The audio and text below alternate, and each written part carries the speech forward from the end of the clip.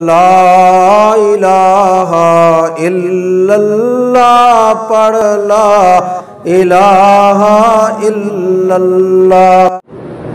کہتے ہیں کہ بیوٹی پارلر میں جو خواتین کام کرتی ہیں، جس میں وہ آئی بروز بھی بناتی ہیں، پتہ نہیں کیا، پاپا یہ کام ہی غلط ہے ٹوٹل، اس کی آمدنی ہی حرام ہے۔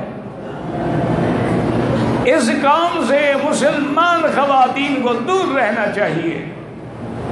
یہ تو ماشاءاللہ سب سے بڑا دھوکہ ہے۔ عورت وہ بیوٹی پارلر سے نکلے نا، معلوم ہوگا کہ 20 سال کی چھوکری ہے، اگر اس کا میک اپ اتار دو تو وہ 90 سال کی ہوتی ہے۔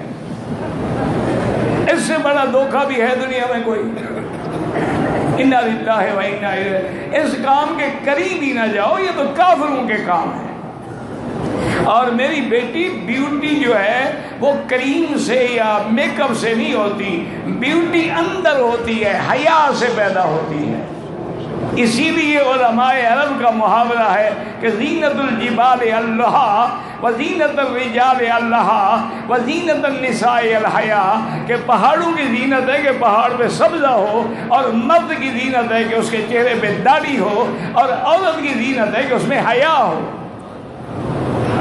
تمہارا کیا خیال ہے، ساری دنیا کی حسینیں اکٹھی کرو تو بی بی فاطمہ کے جوتے کے برابر ہو سکتی ہے؟ تو بی بی فاطمہ کس بیوٹی پارلر میں جاتی تھی؟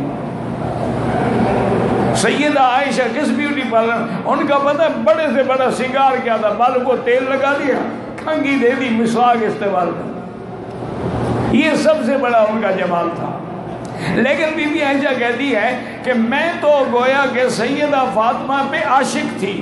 انہوں نے پوچھا وجہ کیا ہے؟ انہوں نے کہا کہ اس کا کھڑا ہونا، بیٹھنا، مسکرانا ایسے تھا جیسے محمد مصطفیٰ۔ اصل زینت میری بیٹی حیا میں ہے، بے حیائی میں کوئی زینت نہیں ہے۔